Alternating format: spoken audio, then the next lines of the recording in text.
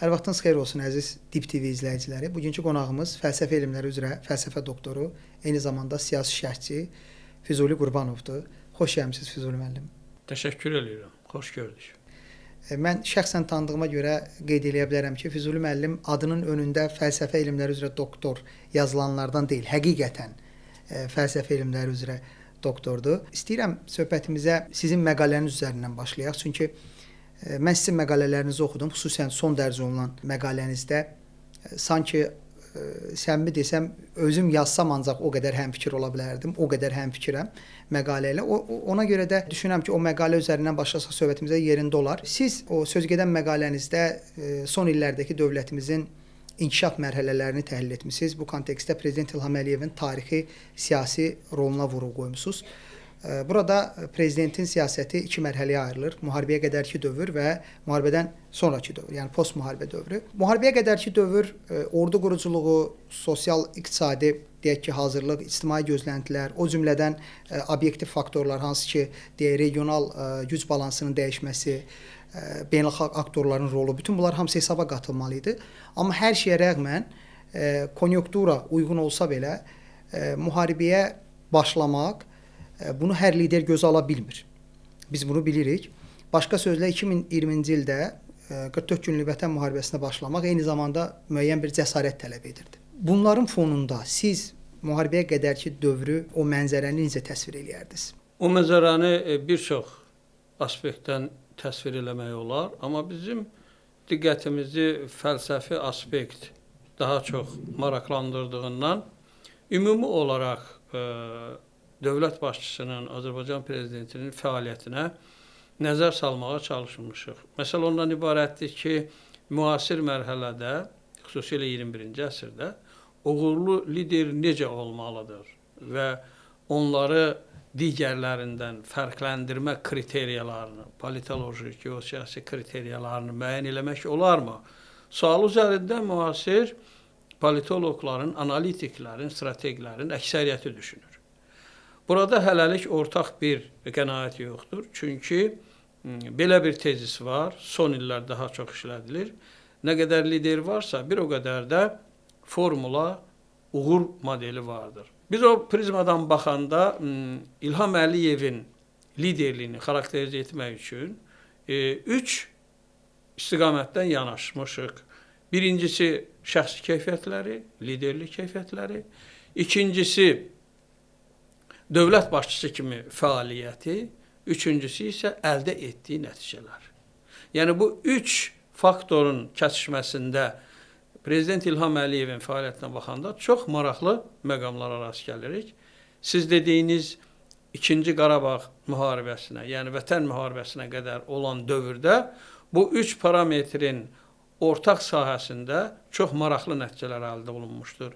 İdarə etmədə, sosial, siyasi, hərbi islahatların aparılmasında, dünya miqyasında diplomatik fəaliyyətin gücləndirilməsində, enerji strategiyasının yerinə yetirilməsində, Ermənistanın Azərbaycana təcavüzünün real və obyektiv olaraq dünya ictimaiyyətinə, o cümlədən siyasi liderlərlə çatdırmaqda, anlatmaqda, onlara həqiqəti anlatmaqda çox ciddi uğurlar əldə edilmişdir. Məsələn, 2003-cü ildən 2020-ci ilə qədər olan fəaliyyətindən bəhs eləyəndə Azərbaycan prezidentinin neft strategiyasını dönmədən kəsintisiz olaraq davam etməsini ayrıca vurğulamaq lazımdır. Azərbaycan prezidenti həm Gürcüstanın, həm də Ukraynanın çətin zamanlarında ədalətli mövqedən çıxış eləyərək enerji strategiyasını inkişaf etdirmişdir. Yeni layihələr hazırlanmışdır. Digər istiqamətlərdə olan layihələrin həyata keçməsini ümumiyyətlə enerji strategiyasının çərçivəsində olan enerji təhlükəsizliyi ilə milli təhlükəsizliyin sintezinə yönəldə bilmişdir. Məsələn, Bakı prosesi bunun bir nümunəsidir. Bundan başqa humanitar forumlar keçirilir Azərbaycanda, onun başqa bir nümunəsidir. Azərbaycan həmin illərdə sivilizasiyalar və dinlər arası müzakirələrin mərkəzi halına gəlmişdir.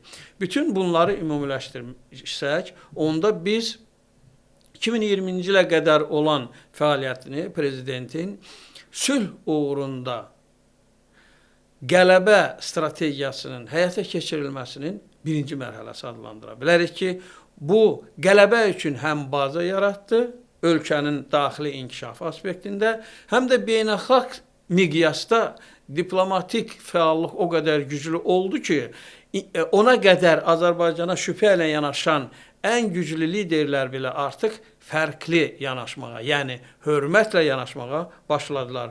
Bu hazırlıq mərhələsi olduqca önəmlidir.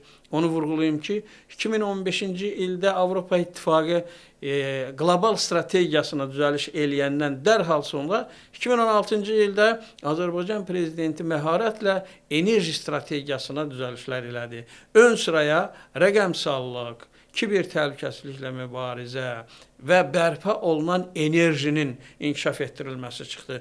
Bununla da Azərbaycan prezidenti çevik surətdə müasir çağırışlara reaksiyasını nümayiş elətdirdi və Azərbaycan bərpa olunan enerji istiqamətində çox ciddi layihələr irəli sürdü.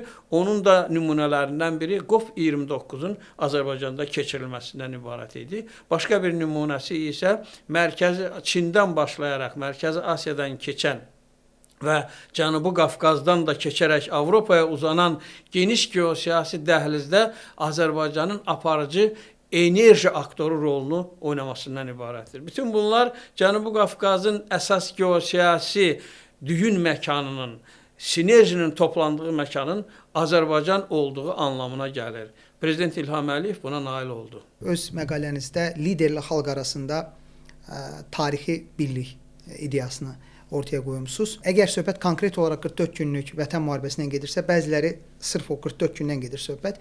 Bunu milli emosiyalara da bağlaya bilər, amma milli emosiyaların belə ortaya çıxması üçün, o formada təzahür etməsi üçün müharibədən öncəki sistemli dövlət siyasəti, uzunmüddətli dövlət siyasəti olmalı idi ki, oldu. Bu kontekstdə bu milli birlik, bu lider xalq birliyi əslində müharibədən öncə formalaşmışdı. Bunun formalaşmasında hansı sosial siyasi determinantlar həlledici rol oynadı sizcə? Çox təşəkkür edirəm, dərin sualdır. Əslində bu sualın cavabı çox geniş ola bilər. Biz qısaca bəzi məqamlar üzərində dayanaq. Əgər bir ölkənin qədim dövlətçilik ənənəsi varsa, o ənənəyə uyğun olaraq liderlik ənənəsi də vardır. Çünki lideri olmayan dövlət mövcud deyildir. Henry Kissinger bunu 2022-ci ildə yazdığı fundamental əsərlərinin birində qeyd eləmişdir ki, lidersiz heç bir dövlət mövcud ola bilməz. Deməli, əgər dövlətçilik ənənəsi varsa, liderliyin də müəyyən ənənələri olmalıdır və vardır. Bu baxımdan Azərbaycan qədim dövlətçiliyə malik olan ölkə kimi hansı fərqli cəhətlərə malikdir?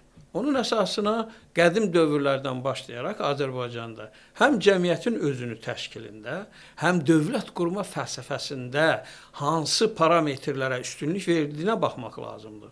Onun təməlində 3 qanun və ya hüquq dayanır. Hökmdar qanunu və ya hüququ, parlament qanunu və ya hüququ, ona divan qanunu da deyirik və yosun qanunu və ya hüququ. Yosun qanunu və ya hüququ cəmiyyətin özünü təşkil eləməsinin qaydalarına aiddir. Parlament qanunu idarə etmədə tətbiq olunan və icra edici bir kəsimi təmsil eləyir. Hökmdar qanunu isə dövlətin başçısının hər bir tarixi mərhələdə aktual hesab elədiyi və cəmiyyətin özünü təşkil fəlsəfəsinə uyğun olan hüquqi normaları müəyyən etməyə aiddir, qanunlara aiddir. Bu üçünün qarşılıqlı münasibətində Azərbaycan cəmiyyəti tarixən təşəkkül etmişdir.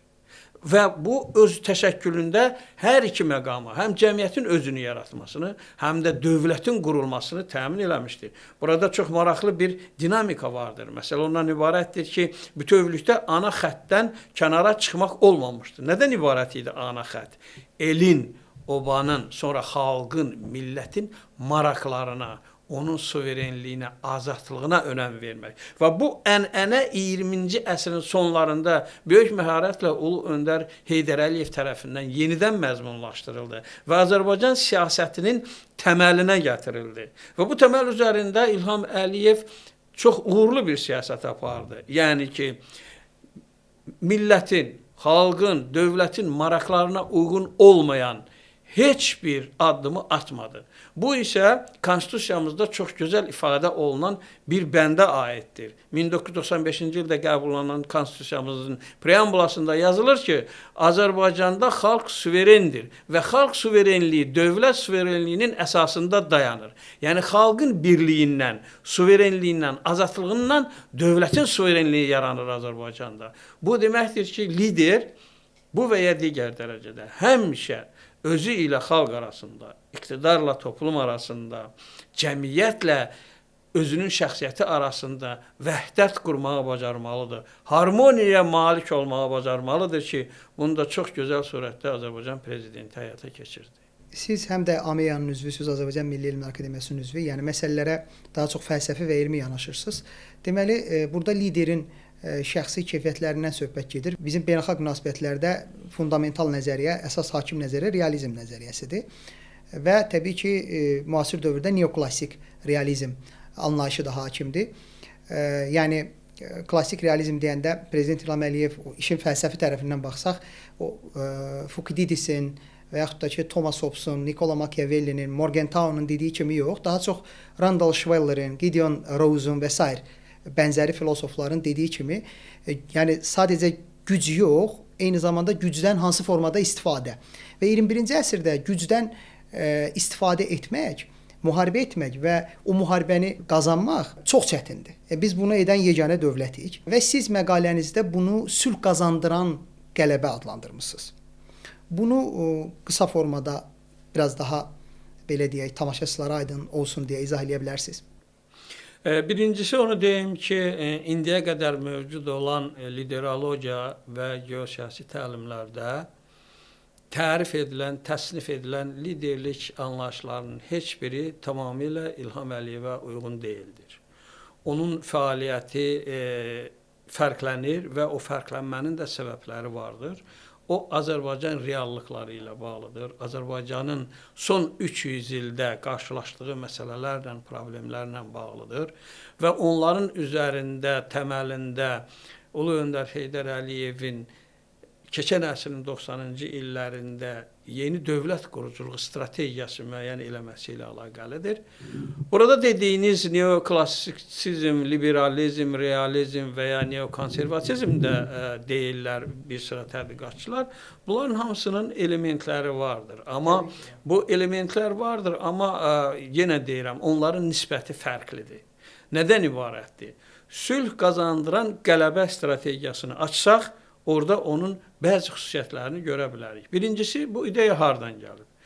Henry Kissinger 20-ci əsrdə elə liderlərin fəaliyyətini dünya strategiyası adlandırmışdı ki, onların seçdikləri strateji kurs bütövlükdə qlobal nizamın yeniləşməsinə təsir etmişdir. Məsələn, Adenauer'in barış strategiyası adlandırır və deyir ki, Adenauer bu strategiyanı seçməklə Avropada barışa, sülhə, nizama, müharibələrin olmamasına istiqamətlənən bir xətti həyata keçirmişdir. Və yaxud da ki, Charles de Gaulle'un iradə ideyası, strategiyası ondan ibarətdir ki, qələbə əldə edə bilməyən Fransa, məğlub olan Fransanın qalib obrazını, imitasiyasını yarada bildi. Bu da böyük bir addımdır.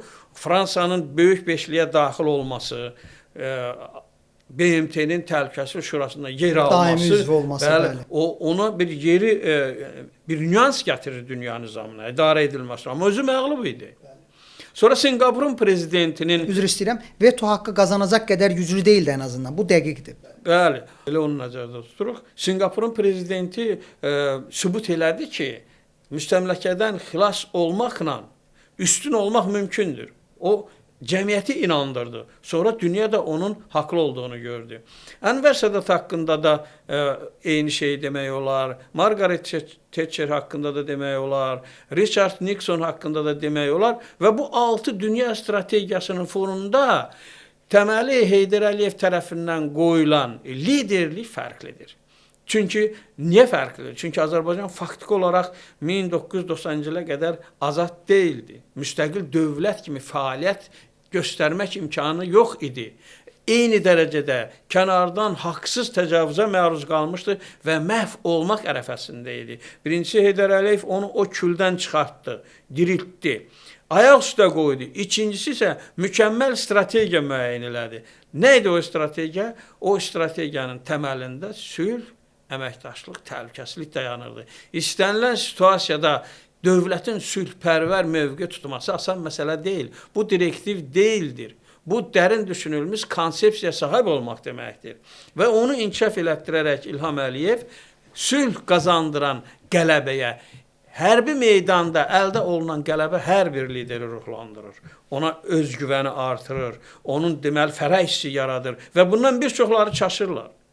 Qələbədən sonra yeni hərb istəyirlər, başqalarını əzməyə çalışırlar, başqaları üzərində hökmranlığa çalışırlar. Amma İlham Əliyev vətən savaşı başa çatan kimi, qələbə əldə olunan kimi sülh, əməkdaşlıq, təhlükəsizlik dedi. Və hətta şərt qoydu ki, Ermənistan bunlara əməl eləsə, biz ondan əməkdaşlıq eləyəcəyik. Və onun da konseptual olaraq ifadəsini 5 baza prinsipində sülha nail olmağın 5 baza prinsipində ki, onlar BMT-nin nizamnaməsinə tam uyğundur, tam hüquqidir ki, onlar bir-birinin daxili işlərinə qarışmamaq, sərhədlərin demilitasiyası və demarkasiyası, sonra ümumiyyətlə sülh, əməkdaşlıq və təhlükəsizlik üçün regionun naminə çalışmaq, kommunikasiyaları açmaq, əlaqələri genişləndirmək və s. və ilaxır kimi bu cür fundamental şərtlərin, faktorların hamısı həmin baza prinsiplərində tapdı.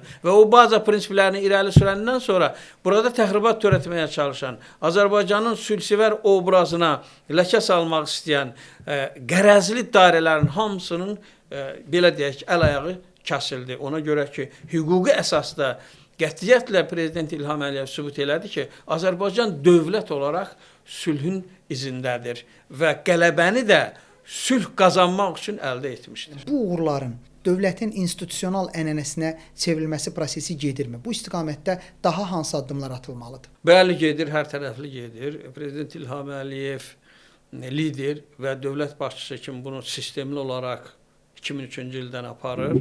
Onun bir neçə istiqamətləri vardır. Birincisi, dövlətin hərbi qüdrəti, özünü müdafiə qüdrəti gücləndirilir daima. Ordu yenidən təşkil olunmuşdur. Tamamilə siz bilirsiniz ki, Türkiyə ordusunun kiçik modelidir. Dövlət başçısı, bu çox prinsipial, ciddi məsələdir. Ordunun idarə edilməsi, maddi texniki təchizatı yeniləşir ki, sir deyil. Bununla yanaşı olaraq sosial-iqtisadi sahədə daim islahatlar həyata keçirilir. İdarə etmədə yeni elementlər əlavə olunur. Onların ən möhtəşəmi vitse-prezidentlik institutunun daxil eləməsi idi ki, postsovet məkanında yalnız Azərbaycanda o uğurlu oldu. Çünki həm zamanında, həm də tamamilə uyğun olaraq qəbul edildi. Və nəhayət Azərbaycan fikir verirsinizsə, hər tarixi mərhələdə, dönəmdə, 2003-dən bu yana, Azərbaycan prezidenti xarici siyasətin yeni prioritetlərini müəyyən eləyir. Məsələn, vətən savaşından və suverenliyin tam bərpasından sonra yeni tarixi mərhələnin başladığını elan elədi və onun yeni milli ideyasını hazırlamağı bütün cəmiyyətə tövsiyə elədi, səsləndi. Bu işdə əl birliyi lazımdır dedi. Bundan sonra isə eyni zamanda xarici siyasətin prioritetlərinin əsas istiqamətlərini, konkretliklərini açdı ki, onun bir tərəfi gənclərin milli, mənəvi dəyərlər, adət-ənənələr çərçivəsində tərbiyəsidir. Digəri Türk dövlətlərinin təşkilatının gücləndirilməsidir. Bir başqası regionda bütün ölkələrlə əməkdaşlığa nail olunmasıdır. Təhlükəsizliklə əməkdaşlığın sintezinə nail olmaqdan ibarətdir. Bir başqası qoşulmama hərəkatı çərçivəsində ksenofobiyaya qarşı mübarizədir. Ondan sonra BMT çərçivəsində ksenofobiyaya, yeni müstəmləkəçiliyə qarşı mübarizədir və s. və ilaxır. Bütün bunlar onu göstərir ki, söhbət çox dərin düşünülmüş. dəqiq olaraq müəyyən edilmiş bir strategiyadan gedir və o strategiyada addım-addım dayanmadan həyata keçirilir. 2030-cu il üçün o strategiyanın yekun nəticəsi nə olmalıdır? Belə olmalıdır. Qüdrətli Azərbaycan dövləti və yüksək rifah cəmiyyəti. Sülh qazandıran qələbədən danışdıq az öncə. Siz məqalədə də belə geniş interpretasiya eləmisiniz. Xüsusən bu regionda. Nəzərə alsaq ki, şimaldan Rusiya ilə, cənubdan İranla, qərbdən Ermənistanla biz qonşuyuq və post-müharibə dövründəyik. Əslində sülhə nail olmaq çox çətin bir məsələdir. Amma biz buna nail olmuşuq. Ən azından Vaşinqton görüşündən sonra biz sülhdən danışa bilərik. Mətbuat nümayəndələri, qeyri-hökumət təşkilatı nümayəndələri arasında intensiv görüşlər olur. Bu prosesi necə dəyərləndirirsiniz?